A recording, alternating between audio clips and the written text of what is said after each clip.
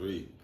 Good afternoon and welcome to the MaggotBrain Experience. This is my podcast. I'm here with comedian extraordinaire Mark Klien. I have been here hosting for the past, this is our third day? This would be our third day. Yeah, the third day.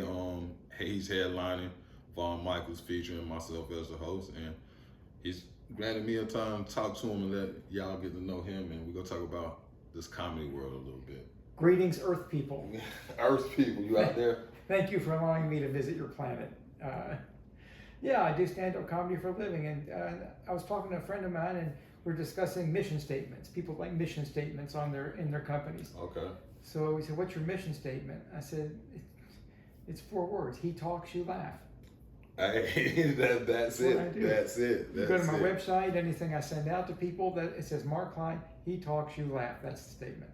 And I've been a witness. I've been a witness of that for the past 2 nights, and I'm going to be a witness of it for two more nights. I can't say it's been fun to watch, man. You know what I mean? It's always fun to watch veteran comedians. It's fun to do. Everyone has their own different style, and I'm more of a storyteller. I have my show has a beginning, a middle, and end. I try to develop storylines in it that people laugh at, and my life wrote my act for me, so I don't have to worry about where the material's going to come from, because it'll come from whenever I'm the next thing coming down the road. For the biographical information for your viewers, I'm 100 years old. I counted them. I use a paper calendar. I hate the digital world. This is the exception I'm making today to be on your digital world. But I'm as old school as it gets. I write jokes, I tell jokes, and that's how my comedy presentation is. It's a bit of a throwback. It's not emotional vomit. It's not stream of consciousness. It's pretty carefully prepared. I'm a bit of a control freak on stage, and I like to think that I work pretty tight. I know what I want to talk about, and I get to it. No. I witnessed that. I've definitely witnessed that the past 2 nights. You know, you go in, you execute. The past 2 nights, the crowds haven't been the biggest, but you have them. You know what I'm saying? Totally engaged. You know what I mean? It's you do what you do. 30 people deserve the same show you do to 3,000 people. Yes, sir. 25 people deserve the exact same show you do to 250 people. It's not their issue that there's not a lot of people in the room. That's your issue if you choose to make it your issue. Okay. I don't. I choose to do the same show I'm going to do for that crowd that I would do for any professional audience that I've been put in front of. You're getting paid regardless, Getting paid either way. It's a responsibility. Yes, it's your job. You're at work now. You can do your job. And your job is to entertain the people that come to see you. Right. We talked a couple the past 2 days, man, and you explained how you're on the cruise ships and resorts. That's your bread and butter. Yeah. As far as so how long have you been doing the cruise ships and the resorts? I've been working cruise ships for 33 years. Okay. I do between 10 and 18 weeks a year on the ocean. I do a lot of shows at country clubs, 55 plus communities. I do a good amount of corporate humor speaking. Yes, sir. And I've always liked a variety. I started out in my career as a comic in comedy clubs and in strip joints. I've worked a lot of those when I was much younger. Strip joints. I've done an open mic in a strip joint. Those can be a little distracting. Well, the people there are not there to see you. Right. That's the main thing. Right. And so I will tell you, I was a much younger man when I was doing this. I was in my early 20s and my late teens when I started doing these shows. And if you can entertain a strip joint audience, you've got a pretty bulletproof act. Okay. You know, Okay. there's not a lot going to throw you off your game up there, because the people in the audience, they're not the most sophisticated people in the world. They're not there to see you. And there's an art to working those type of places that years ago there were comics who knew how to work those joints. Okay. And there was an art to it. And I studied a couple of guys that knew how to work those places, and it's all about control and the audience and making them glad you're on stage, not waiting for you to get off stage. All right. So how lucrative would you say strip club comedy is? I made a fortune in tips. I get naked, I get a lot of tips. My man. So you stopped doing comedy and you became a stripper. Okay, I got it. You got Win in Rome, huh? Actually, I was making more money doing those gigs than I was making in the first comedy club gigs that I did. Okay. But there's a certain type of actor work those. Not everybody can do it. Not a lot of people can do it. But I was offered like 24 weeks of work in a row from one of these groups. And I knew if I took that gig, I'd never become the nightclub comic that I wanted to be. I'd never become the comedian that I wanted to be. Okay. So I worked a few of them, put some money in my pocket, and went on to a more legitimate stand-up form that we know from just going to comedy clubs. And I was still a very blue act at an art X-rated show back then. Okay. And then some things changed in my life that made me realize you need to write a show that the people you love can come to, not just the people that are in the audience. So I wrote a show that I'd want my parents to come see. I wrote a show that I want my in-laws to come see. I wrote a show that my son would be comfortable coming to see. I wrote a show that my rabbi would be comfortable to see. And that's the show that I have now. And it was just, you change, you grow. Your life changes. It teaches you things that you want to share instead of just get out there and tell jokes and use the rest of the night trying to meet women and whatnot. Yes, sir. Yes, sir. I'm 42 myself, but I'm still a little bit of a degenerate. I literally sat at the poker table last night until 7 o'clock this morning. God bless you. Yeah. My hero. So you know what I mean. I'm pretty sure you had those times as well. You know, because you've done Vegas. I heard you mention that. Yeah. How was Vegas? I enjoyed it. It was, again, your first 25 were a lot of fun. Yeah. After that, you're at work. Your first 25 cruise ships are a ton of fun. Right. After that, you're working. You're out there doing your craft, your job. And a couple changes that came along in my life. I got married. That'll certainly change your nightlife. I quit drinking 12 years ago. That'll change how you spend the rest of your evening after a show. Indeed. And properly so. And I don't judge the guys that are out there spreading it far and wide. I spread it pretty far and wide myself when I was a young man. We're trying to rope it in now. These days, I stay pretty close to home. Okay, I understand that. So you said 33 years on the cruise ships and resorts. Yeah. So that means, and you were saying that you were doing strip clubs. So that means, how long have you been doing comedy? I've been a comedian for 46 years now for a living. I started doing comedy when I was 24 years old. I'm 70 now. And I've been paid. This is the miracle of America.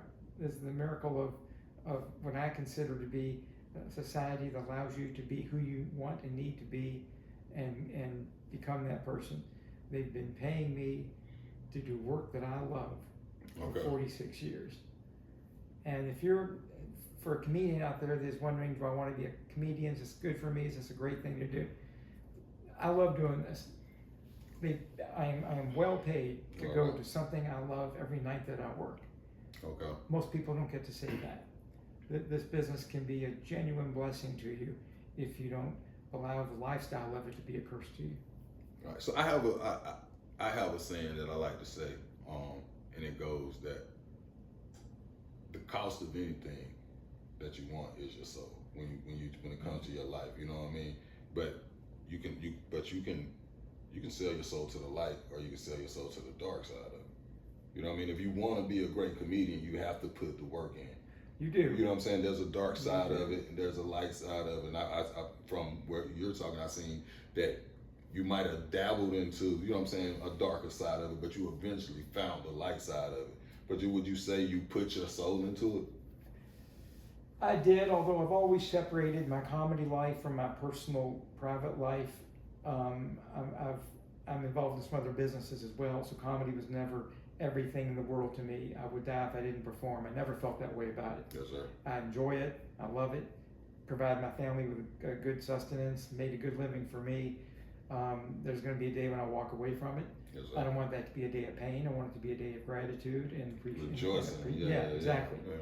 And we discussed earlier this week, this was a tough business in 1825. It was a tough business in 1925. Yes, sir. It's never going to be an easy business. I think it may get tougher as the time goes on. We got the internet now. You know what I'm saying? It's harder to get booked. Cause like we're at the Comedy Zone, which is a mainstream club. You know what I mean? But getting mainstream is a hard feat. It's a long road. Yeah. But you can make a living making people laugh from your living room. Indeed. I mean, you got the internet now. Exactly. Right, so right. in that regard, it's much easier. You can send your act to anyone in the world in 30 seconds. Indeed. That's easier than it used to be. Indeed. Yes, sir. One of the, I'm going to say maybe disadvantages to it is that because the digital world lives forever in cyberspace, Indeed. what you put out there stays out there. And you may want to pull back some of the things that you put online when you were just goofing around or just trying to make an impression, whatever it was, and you don't get to do that. Yes, sir. So I think we forget, if you don't want it out there forever, don't do it. Indeed. Because it's going to go out there and it stays out there forever. Man, you saying that now? I'm like, oh shit, what did I post? Yeah, there you go. Because like we discussed, you know what I mean, with the internet, man, it can definitely help you a lot, but there's a level of debauchery with the internet, you know what I'm saying? And if you lay down with pigs long enough, you will get dirty. Well, that is true, and you know, it's not just the comedy world. Everything you do is on the internet. You have to assume that, whether it is or not. You have to assume that hiking in the woods alone, someone is capturing that digitally. Yes, right. And if you don't want it for the world to see, don't do it, because the chances are way higher than you think it is that everything you do is being accessed by someone and digitized and put out there. And people will judge you by, you know what I'm saying, that vision of you that they see. You know what I'm saying? There's a phrase people use, that's not who I am. That's exactly who you are, because you did it. You did it. Yeah, you were there. You were that person at that moment. Yeah, don't tell me it's not who you are. I'm looking at it. Yeah, so, yeah. That's something to keep in mind as both a performer, as someone wandering around the modern world. That's something you have to keep in mind. You'd have to worry about. But that's the tricky thing about the internet, because now, you know what I'm saying, some people say it's less gatekeeping and this, that, and the third, and so it makes people feel like they could be their unfiltered self, but you're still going to get judged by that. I have to tell you, I have no desire to have my unfiltered self revealed to anyone. Yes, sir. Yes, sir. I think one of the safeguards that keeps us from making ourselves crazy is our ability to filter what is worth externalizing and what is not. Right. Zero desire to have unfiltered Mark Klien vomited onto the world. And believe me, you guys out there don't want it. I don't want it. Trust me. We approach each other with how we look and what we say, and that's the image we present to the world, and that's how we want to be seen. And it's how we want to be heard, and I'm okay with that because I can control that. Okay. So you said earlier, I didn't know you was of Jewish descent, but yes. I thought Klien was a German name. It's a German last name. It's a German word. Okay, German word. It's German for little. Okay. Klien in America, Klein, the way mine is spelled, is typically a Jewish name, not all the time. Okay. There's also Irish Klien, Cline. That's not Jewish, of course. There's Kline, which is a bastardized spelling of the German Klein. Okay. But oddly, the way Klien became a predominantly Jewish name in America is because in Germany, 1,000 years ago, back in the 1800s, there were laws passed in Germany that all Jews had to have one of four names. And you'll recognize these names because so many Jewish immigrants brought these names to America in the early 1900s. But there were laws passed in Germany that if you were Jewish, you had to change your name to either black, white, large, or small. Schwartz. Okay. Schwartz. Yeah. For black. Okay. Weiss. Okay. Very Jewish name, just means white in German. Okay. Gross or Grossman, big, large name in German. Okay. Or Kleinman, small, little. Okay. And the Jews of Germany for years back in the 1800s had to choose from one of those four names. I know that's how the Germans categorized them, I guess. It's just four German words. Yeah, They became very Jewish names when Jewish immigration to America really had its gigantic movement, late 1800s, early 1900s. Indeed, indeed. And now you know. See what you learn watching this podcast. So, you said that comedy isn't your only it doesn't, because like right now comedy is my life. It's like I'm either doing comedy, traveling to comedy, trying to find some comedy to do, or I'm doing nothing.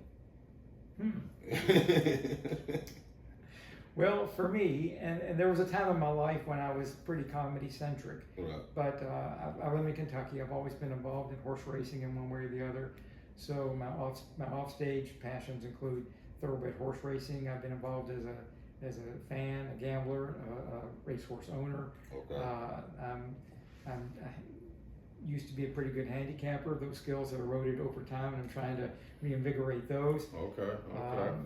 I got a wife and a kid who my son, 29 now. They of course form the important part of my life, not my comedy life. And I talk about pulled you out on strip clubs, huh? That was long before I had that going on. And they inform my material, but again, I've compartmentalized pretty successfully, I think, my offstage life and my stage life. Indeed. I mean, I'm talking to you. I'm like I said, man, I was very impressed talking to you, man. You know what I'm saying? Seeing how you know what I'm saying, carry yourself in this comedy world. You know what I mean? I seen you come up, you dress, you look good. You know what I mean? I like to look good on stage as well. You know, because there's a lot of comics, man, that come in with just a t-shirt and the jeans, and you know what I mean? And that is the modern way. Yeah, I understand it.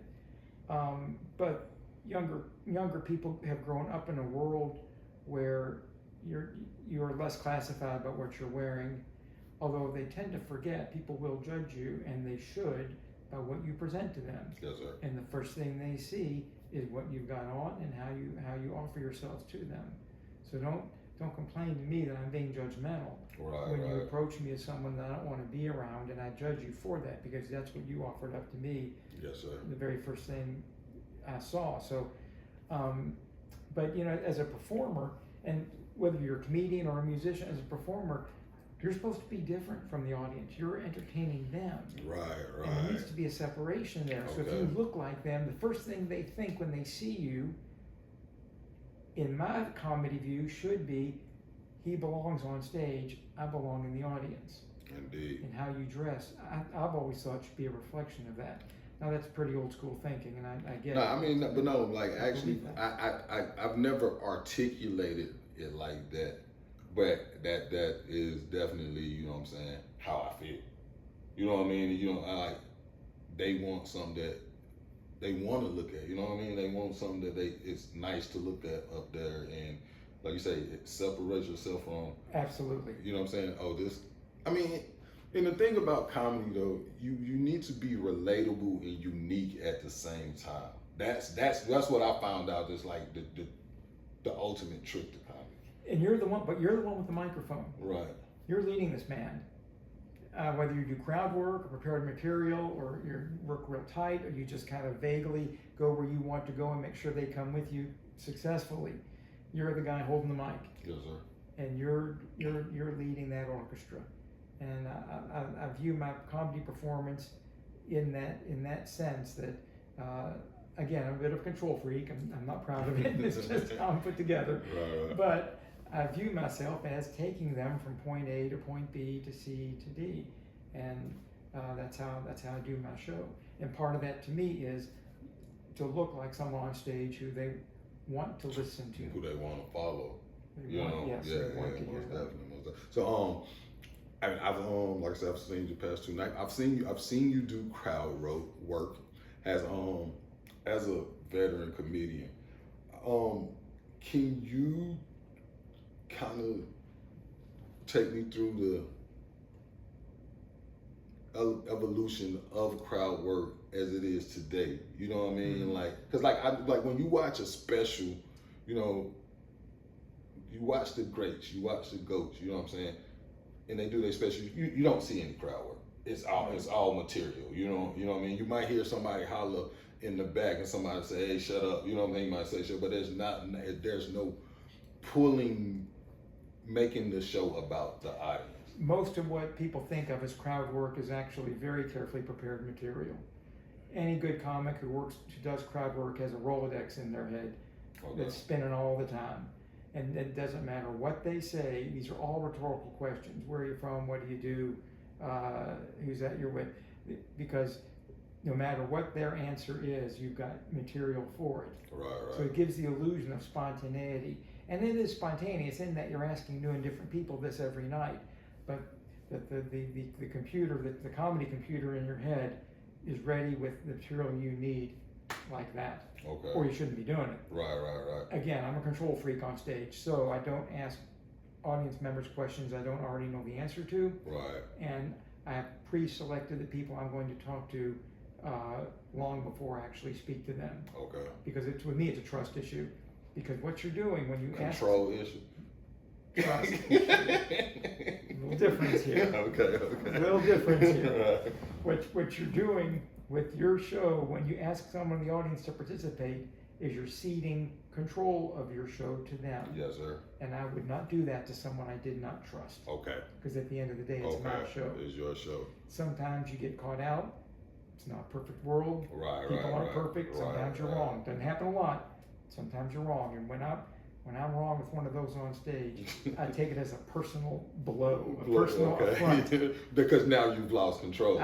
Yes. Okay. I did something poorly that I'm supposed to be good at. Okay. Yeah. Which is reading the people, finding the right person, and doing that. And that makes a lot of sense because I've been, you know what I'm saying, I'm a young comic.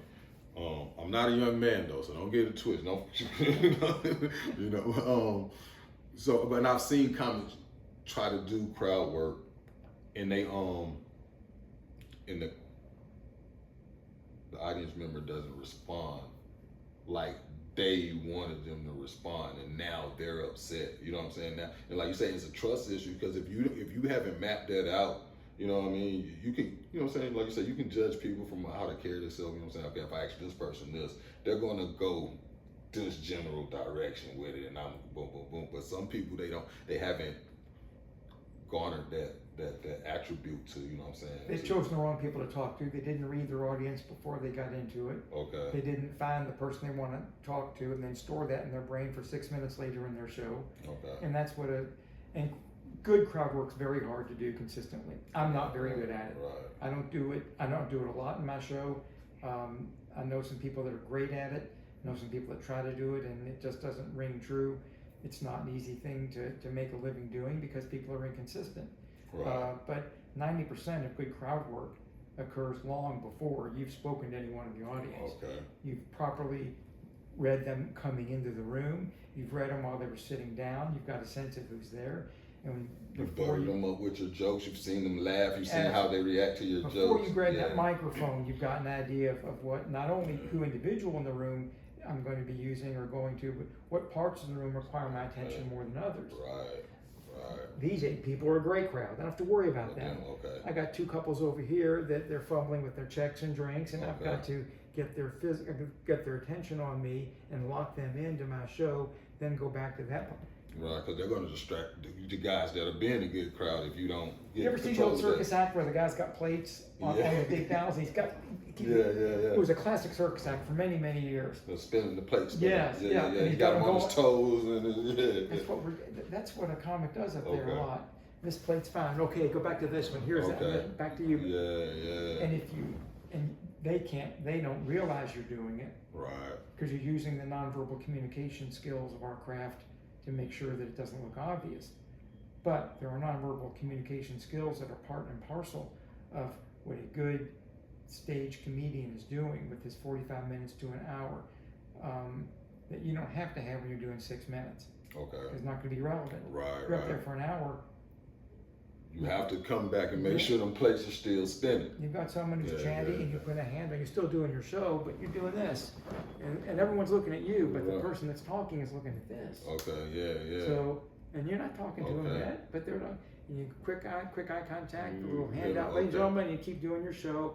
And then when they shut up, when they've done what you're telling them to do, right, without even telling them, you reward them. Okay.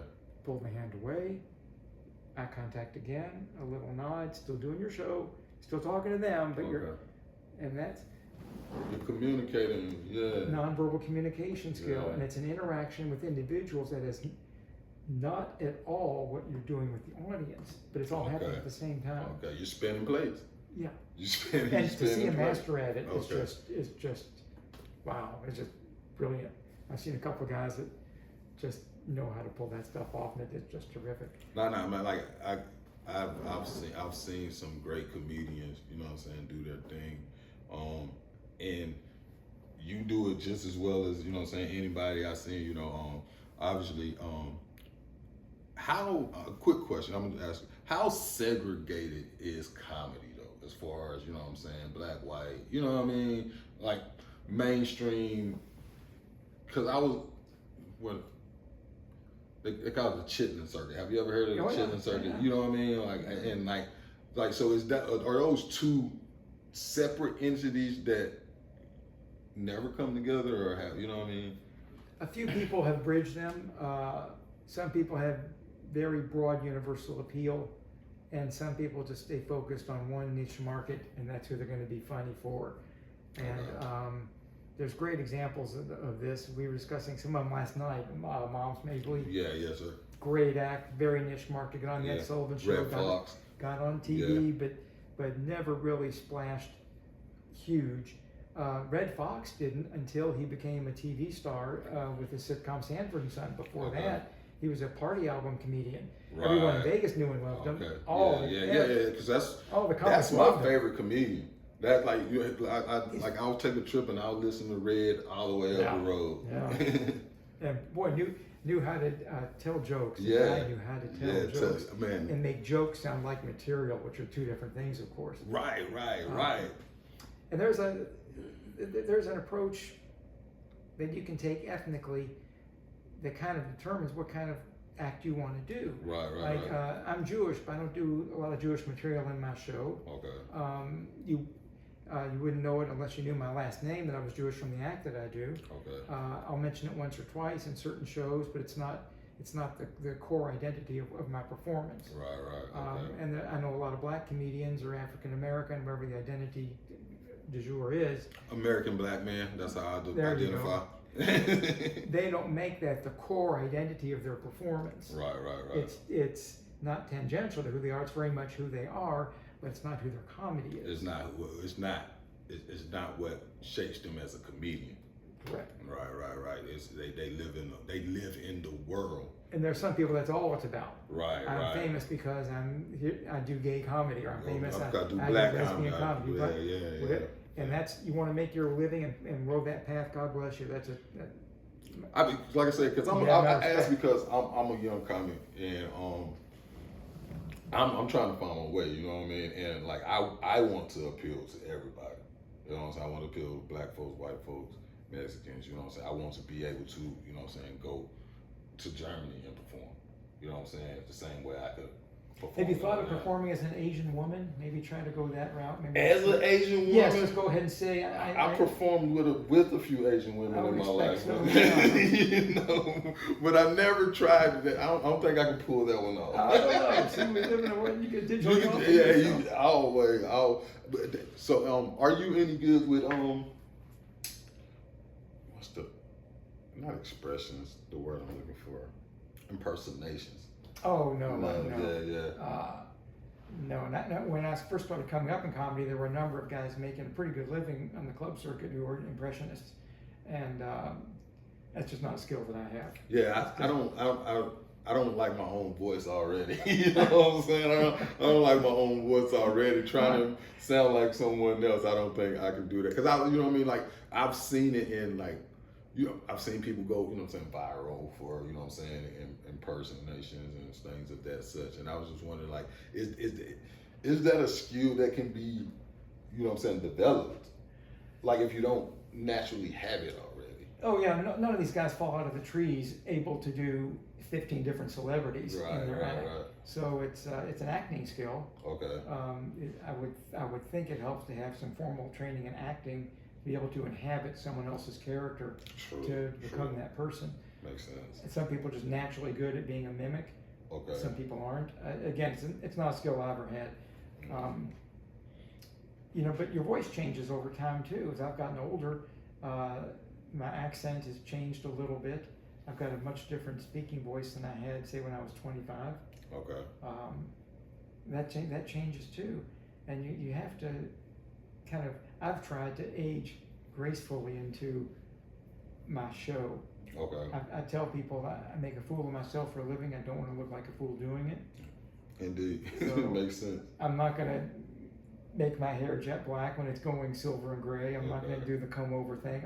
I'm gonna be who I am pretty authentically on stage, within a naturally progressing self as I age, and my comedy changes. It's still changing. Okay. What I think is funny, what I want to put in there, is way different from what it was 20 years ago. I bet. I mean, like we discussed, like even, you know what I'm saying, like myself, I was married or had a family. Like if I had to have kids later in life, there's a lot of things I wouldn't have exposed them to. You know what I'm saying? Now, you know what I'm saying, if I have them later in life that I exposed them to when I was younger. So like that's probably the same concept. You know what I mean? If you start comedy later, you'll probably be a mature comic. You know what I'm saying? But you came from little guy to big guy, so you probably eliminated some things and gained some things along the way. Well, I like to think I have. My son has been to every kind of show that I do. Okay. He's seen me do a corporate event. He's seen me on a cruise ship. He's seen me do comedy club shows. He's seen me do family-friendly shows. So as he grew up with a father who's a comedian, he watched my show change, but he's been to all of them. Okay. And it took some of the magic away, because he knows, Right. behind the curtain, he knows all that. Right. But he also had a very good understanding of how Dad makes his living and what this entails and involves. Okay. And I was always glad of that. I wish I'd known more about that from my father's business. And there was a furniture business, at a small furniture store. And he didn't share his challenges and problems with his family. That just generation didn't do that. Right. And I knew there were times when he was struggling, and I wish I'd known more about that and the process of it than I did. I'd have been a better son had I known. Well, my son knows every step of the comedy business. Okay. From being with me as he grew up watching me do it, and I'm very glad about that. That makes me happy. Yeah. That's definitely, I think my father, he was in a band. I think it's a man's father should be his hero. You know what I mean? I hope that I'm my son's hero. My dad's my hero. It's hard for me to look up to other men. You know what I mean? Like in the concept of, you know what I'm saying, looking at my generation, praise athletes and, you know what I'm saying, things of that such like that, you know. You can admire accomplishments. Right. You can have respect for what people achieve in their lives. But a kid shouldn't have to look any further than across his dining room table to see a hero, Right. to see a role model. We were talking also earlier this week, we don't love stuff that can't love us back. I don't. Right. I'm not a hero worship type person outside of my family and friends for whom I have affection and respect. So movie stars, sitcom stars, athletes. Right. Yeah. God bless them all. God bless them Do all. what they do. Know? Yeah. I don't model myself on them or look to them for behavioral or professional moral guidance in life. Indeed. It doesn't mean I don't ask someone's opinion. If someone's opinion I respect, I need some business advice. There's comedians I ask, I need your opinion on this. That's respecting the man's, you know what I'm saying, place in his field and, you know what I mean, things of that such. But I'm like, we know it, sports worship. But speaking of sports, football season's up. Are you a football fan? I love to watch football. Yes, sir. I don't care who wins. Okay. It's going to sound crazy. I like watching football games. When the game's over, I'm done with it. Okay. And it's over for me. Right. I don't really care who wins these games. I don't care who wins the Super Bowl. But you enjoy the season. I love watching it. Okay. I follow the season a little bit. My sports, horse racing, thoroughbred horses are my thing. I go to the racetrack. I follow horses. I bet a little bit. I own a little bit. Right. And I love going to the track. That's a sport I care about. And I know some jockeys and I know some trainers, so Okay. I have a personal connection. Right. They don't get the sports teams on. Right, now you probably give me some stats on some jockeys and some horses. When I was a young man, I was going to the track a lot with guys who knew what was going on. I was a pretty good handicapper. I've lost those skills over time, and they erode. They must be maintained like any other life skill. Okay. But I could tell you who was a good rider out of the gate, who was a good closing jockey. I could tell you what trainers did better with 2-year-olds than with 3-year-olds and 4-year-olds. Okay. I could tell you who you want to send a $30,000 claimer to versus a stakes horse. Okay. I knew the local trainers who were good horsemen that wouldn't cost as much for you to send your horse to as a nationally known trainer, but could get the same results out of the same horse. Okay. And this so is he was in the field. This is stuff. This is inside baseball stuff that you have to have. Right. If you're trying to seriously cash bets at the track, this stuff you have to know. Okay. And I've lost touch with that. But as I get older and have more spare time, I'm getting back into it more a little bit. And that sport's changed 180 degrees since I was involved in it. So yeah, man. I told you I'd never been to a horse race, man. But you have inspired me. I will. What is it? So when is horse race season? Because I have no idea. When is horse race season? It used to have seasons in this country. It does not anymore. They race year round. There's winter tracks, summer tracks. Every racetrack has its own racing dates that the state racing commission allows them to race on. And in a state with more than one track, they share those dates, of course. So it used to be a seasonal business. It still is to some extent. There are still horses that go from New York in the summertime, they go to Florida for the wintertime, they go back to New York for the summer. There's still horses that do that, but there are many that stay there year round. So it might be there's probably some money be made in horse transport too, huh? I can tell you to haul a horse from Churchill Downs, Louisville up to Chicago is about $1,000. And they take them 6 at a time, so yeah. Hey, if you're looking for an investment, I got my CDL, and yeah. But that's I think you have, as a CDL holder, you have to get like a livestock endorsement. I would think so. It would make sense. Yeah. So you got a racehorse in the back, and you're hauling him. Mm-hmm. So both you and the horse have to pass your urine test. Right. Everybody's got to pass the urine test. Not just you, not just the horse. Everybody got to pass the urine test, man. I haven't driven. I drove for about 24 months after I got out of the military. I haven't driven in about 24 months. No, maybe about 18 months now. But that was a fun. You ever done any? Well, I mean, I'm sure you're a comedian. You've done some driving. I've done some driving. You've done some driving. Never done your kind of driving. Okay. I've never sat up in that big cab with 1,000 gears in front of me. And now it's an electronic business. You look in these cabs now, these semis, and it's computer screens. Yeah. They're running computers, not they're driving trucks, but they're running computers. I learned how to drive on a on a manual. With 12 gears, double clutching. You know, I learned how to drive it, but once I got in the field, everything was manual. You know what I mean? It was just, you can put them in cruise control. Did you enjoy driving when you did? I did, did you like man. the process of it? I did, but like you know, first 25. then the rest is work, you know. I think it goes. I think that, you know what I'm saying, goes. But now, man, I got to see some parts of the country I didn't see. I was in the military, so I've seen some parts of the world, and so yeah, that helped me see some parts of the country. So that in the military, that was my bread and butter there. It's funny that these lives that people live that aren't your standard 9-to-5 jobs. People attach a glamour to it that just isn't there. Right.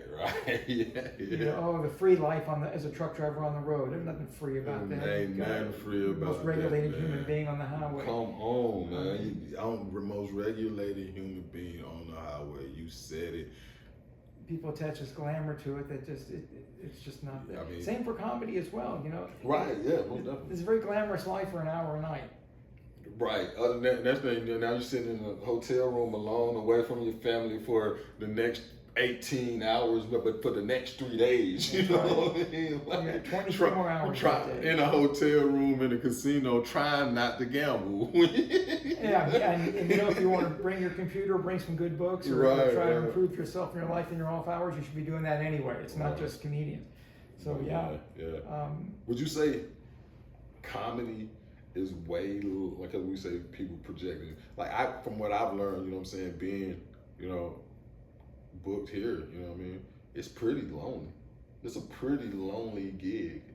It's changed in that regard. When I was working nothing but comedy clubs, after a year or two on the road, I had friends in every city I went to. Okay. I could find a poker game about every third or fourth city. I had friends that I met on my first trip through, and not just women you try to meet or guys that want to be comics. You develop, you know, I know the restaurant to go to, and the guy knows who I am.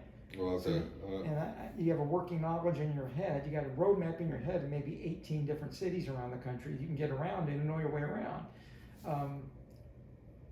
I don't think that's the case so much anymore. The comedy community that I grew up in was a nightclub community. There were 3 acts on the bill. I'd worked with many of the same people over a period of years and became friends of mine off stage as well as on stage. And of late, travel has become a much more joyless experience. Okay. Because I don't work the same cities over and over. I don't have the same comedy community built up in each of these cities. Okay. I've replaced it to some extent on cruise ships. Like the cruise ships, when I get on, I'll know 3 or 4 people that work on the ship. Okay. So it's been replaced in that way, but at a much lower level. I don't know how working comics actually make a living today on the road. I know what the money is. Right. I don't know how someone supports a family right, doing stand-up comedy in my clubs. It's very, very hard. It wasn't easy when I was doing it, and I know it's not easy now. So. Yeah, like I said, I'm fortunate, man. Like my children are grown. My youngest, she's 15, and I could pursue it like a young man. I mean, I'm not actually as young as, you know what I'm saying, a young man. Because it's like I say, I've considered it to be a lonely road because I've been here a few months, and like other than Andy and Kate that came through last week, like the feature in the headliner, you know what I'm saying, they might have been associates, but they didn't like know each, you know what I'm saying, like, and when you like on the outside looking in, you think, hey, these guys are on stage, they know each other, you know what I'm saying? And some do. Some do, yeah. Some do not connect at all. I mean, right. People, you know, people are different. They're going to connect with some people, not with others. Right.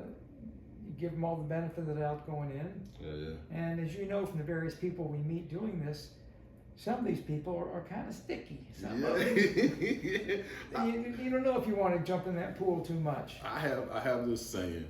I say, comedians are we're all sensitive weirdos to some extent. You know what I mean?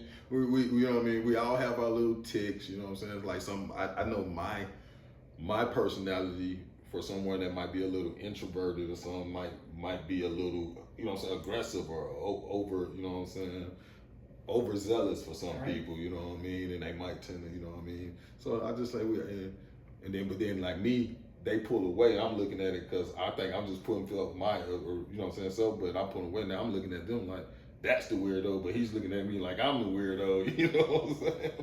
My wife has taught me a great number of social skills that I didn't need before, one of which is when you meet people and you meet them on their own terms, and again, you don't want to push, you don't want to impose yourself, thrust yourself upon them, but I'll have lunch with a buddy of mine, and I'll go back to my wife, and she'll say, well, what are his kids doing now?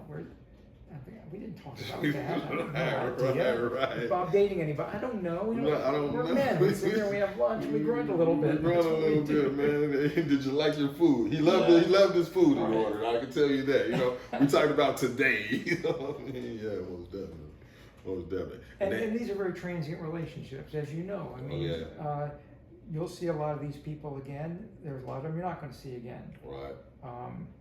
Some of them you're going to want to see again. Some are going to see their name on the same bill with you and go, well, I'm going to be finding something else to do this week. Right. That's just how Right. Most definitely, yeah, man. And like I say, but I think, like I say, I think, you know, like you say, you judge people by their appearance, and then you're judged by your appearance. So we're constantly judging each other, you know what I'm saying? Like you say, you see some people's name, you're gonna be like, yeah, I'm gonna stay far away from that guy. You know, you're supposed to judge people. Yeah. I mean, it's gotten a bad connotation, but it's actually your first defense against evil in the world is your ability to judge people. Discernment. and I mean fast. Right. Your self-defense mechanism in the world begins with your ability to judge what's coming at you quickly and accurately. Right. Should you engage it, get away from it? You know what I'm saying? That's just primal. That's just that's just wired hard into us from when we lived out on the plains or in the trees or in caves. Right. So I don't hesitate to judge people. No, man. I don't need it. You know what I mean? I don't know the word I would use. Like I do judge people, but I don't let that affect the way I move. If you know what I'm saying? If that makes sense. You know what I mean? Like you like Trump, okay? You know what I'm saying? You like Biden, okay? But I want to vote for my, you know what I'm saying, best interest. You know what I mean? Whichever goes my way. You know, like But one thing I will not do, and I differ wildly from many of my friends and family members politically, but I will never allow a politician to cost me friendship. That's what I'm trying to articulate. They're not gonna have that power over me. Right. So my sister and I, we are 180-degree opposites politically. No politician in the world is gonna make me not want to give my sister a hug. Right, or you know what I mean? Dinner every night, whatever. Right. Yeah, it's not gonna happen. And that's the same way with the sports, you know what I'm saying, connotation we were talking about earlier. You know what I mean? Like people, you know what I'm saying, like your politicians, you know what I'm saying, you vote for your best interest, how you feel in your heart. But when you sit across the table from your sister and your brother, man, that's your real love. Right. That's your love. They love you know you what back. I'm saying? Exactly. You're right. That don't love the things that don't love you. You know what I mean? And if you're yelling at your sister because what this politician said or what that politician said, like that's like I'll argue with my brothers over who's getting more attention from mom, you know what I'm saying? but not over what a politician said, you know? Yeah. Well, I was the baby of the family, so I knew I was the favorite of Yeah, so man. I didn't have to worry about that. Man, y'all babies got away with it. No. The oldest and the baby get away with murder. Oh, I knew when I was doing it. It was great. Yeah. Of course, I had very little pressure on me as a kid. My sister, very smart. She became a college professor. My brother became a surgeon. Okay. So my parents had 2 winners on the board already. Like, okay, we don't care what you do. So Go tell jokes. Your son's a comedian. Yeah. It's funny how we're viewed. When I met my wife when I was doing a comedy show in Savannah, Georgia, and we had a long distance relationship. And I knew when I met her, this was a different type of woman than any of the women I'd been dating or seeing, or this was just something different. And I had a very strong she did it for you. Absolutely. I didn't want to live without this woman. So we ramped it up pretty quickly.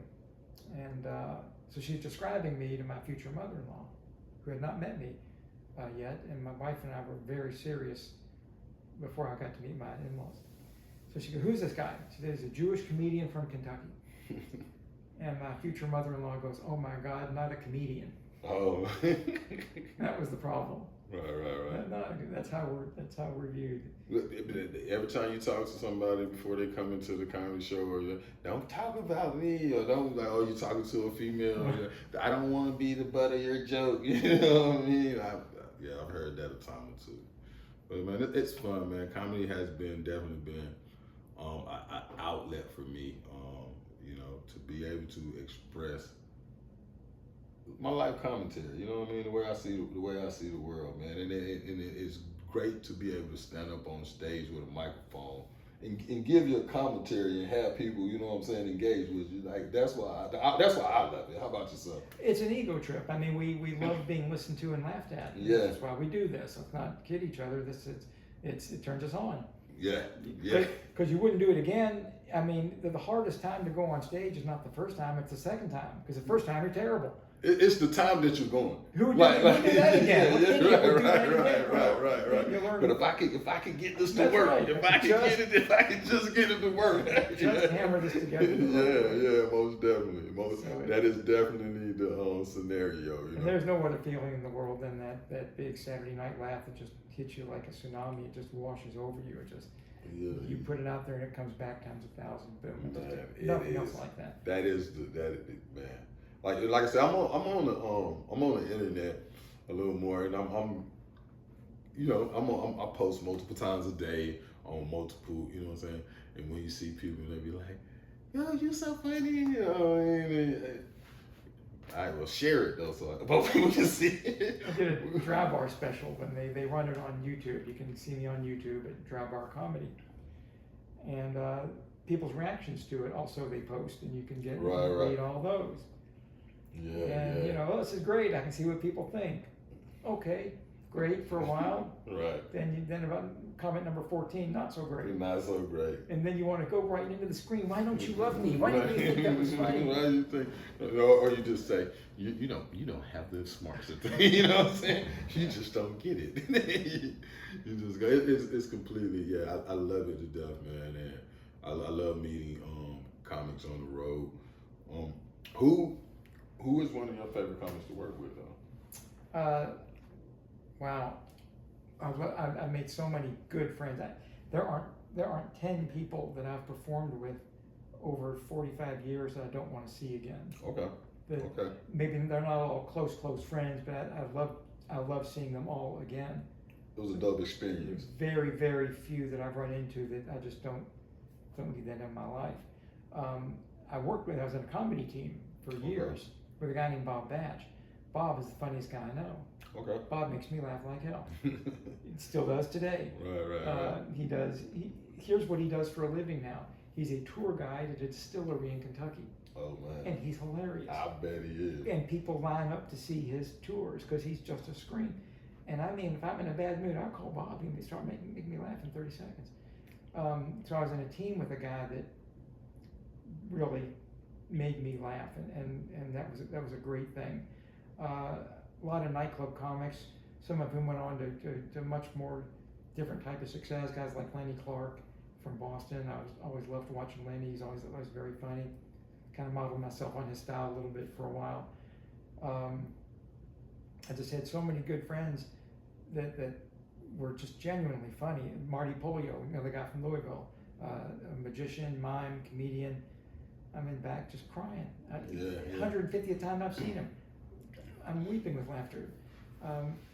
Do you think we as comedians though, we can see more funnier than a civilian? That's why cause even if I'm at an open mic and you know what I'm saying, someone's up there, you know what I'm saying, just shooting themselves in the foot, you know what I mean? But I could still see the funny, and I could see where you were going with this, you know what I mean? And sometimes you want to even help them, you know?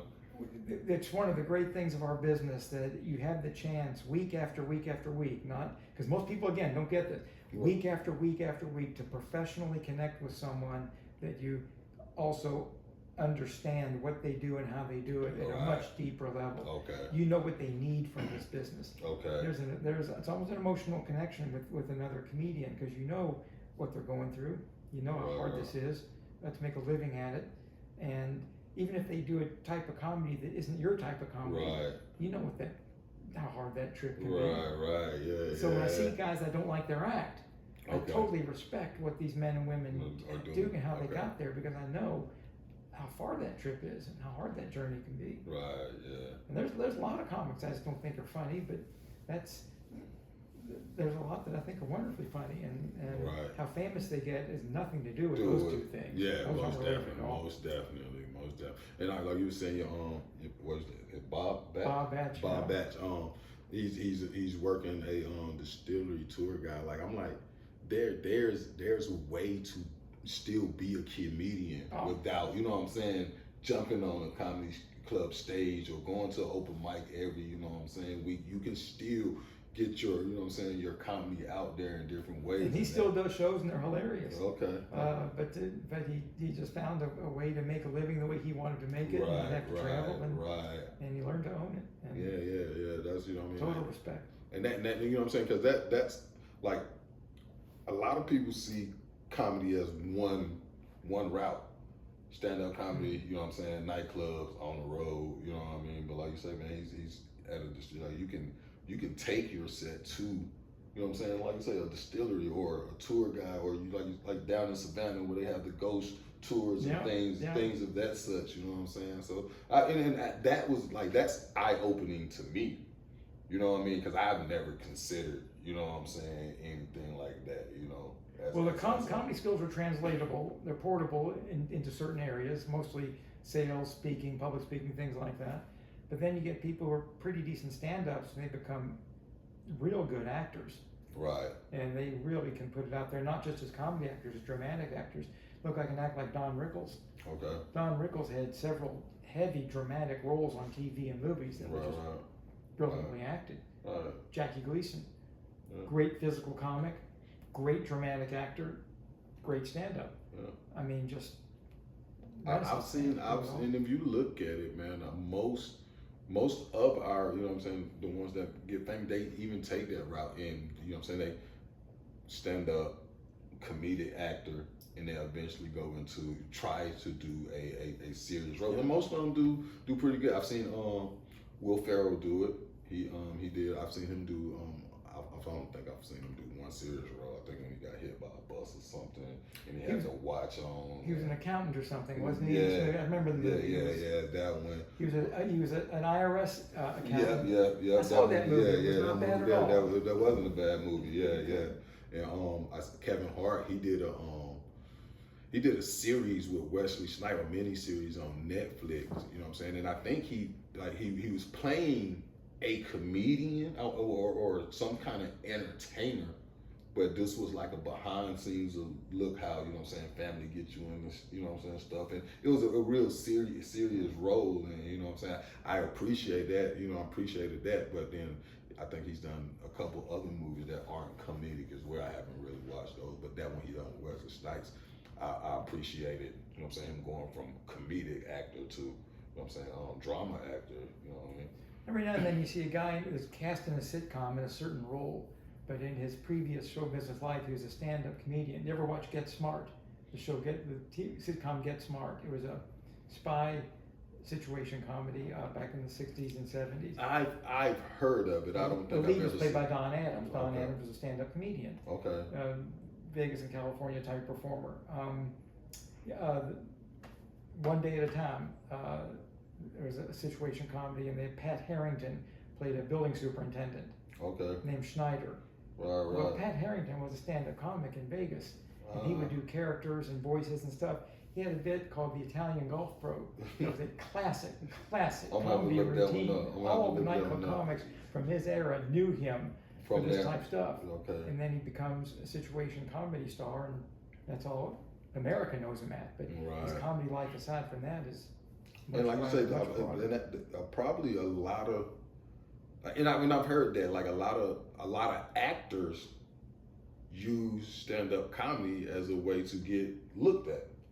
Yeah, I've heard that as well. You know what I'm saying? Like you go out to LA, you know what I'm saying? You're not getting auditions, but you know what I'm saying, you need, you know what I'm saying, so they start doing open mics, you know what I'm saying, to help flex their acting chops, you know what I mean? And standing up on stage. Well, a good casting director, I assume, can see inside your show.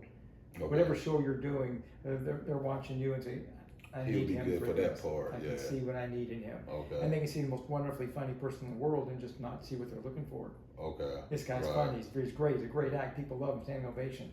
But he can't play a fairy in my movie. You know what I'm saying? Right. I'm not looking for that. Yeah. Like I'm pretty sure. Like with me, it's probably a lot of, you know, it's a lot of parts that wouldn't come from me just from my appearance. You know what I mean? And you know, and I'm not saying that it would be, it's wrong, you know what I mean, but like there's some things that I'm not fit for. You know what I mean? Like, I'm not fit for it. You're not going to get cast as a jockey in a racing movie. Right. Yeah, things of that like that. You know what I'm saying? Yeah. So yeah, I can do. But I might, you know what I'm saying? I might be able to play you know what I'm saying, a teacher of some sort. You know what I'm saying, or something. You know what I mean? And not just a PE teacher. I might be good at a math teacher. You know, but yeah, man, it's fun, man. So, yeah, man, we're getting ready to wrap it up, man. I appreciate you coming out here and talking to me again, man. It's an honor to be asked. Man, I love, you know what I'm saying, talking to you, man, these past 3 nights, man. You've been very helpful, inspirational, and going down this comedy road, man. I'll take a lot of things that you shared with me over this week and put them into my comedy tool bag. When you get immensely wealthy and famous, we'll go to the racetrack and help you get rid of it. Hey, you ain't got to. I'm gonna sit down there at that poker table. They already give me, and I ain't rich and famous. Very good. You know, but maybe, but it don't take one good win, man, to change your life, right?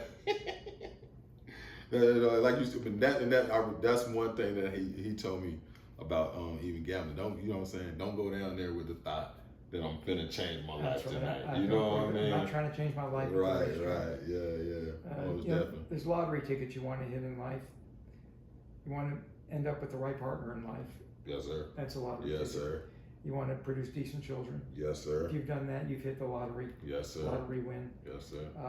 I consider getting paid to do work we love to be a winning lottery ticket. That's a win. Yes, sir. So there's a lot of lottery tickets out there that you don't have to scratch off. And you don't, and they don't cost a buck either. That's right. And they don't cost a buck, but they take work. But they do take work. You have to put that marriage, them children, you know what I'm saying, and what your craft. You know what I mean? You have to put the work in to actually scratch it off and it be a lottery hit. Yes, sir. Yes, sir. So, hey, thank you, Mr. Klien, man. My pleasure, sir. My pleasure. Y'all have a good day. Yes, sir, man. I appreciate that, man. All right. Well,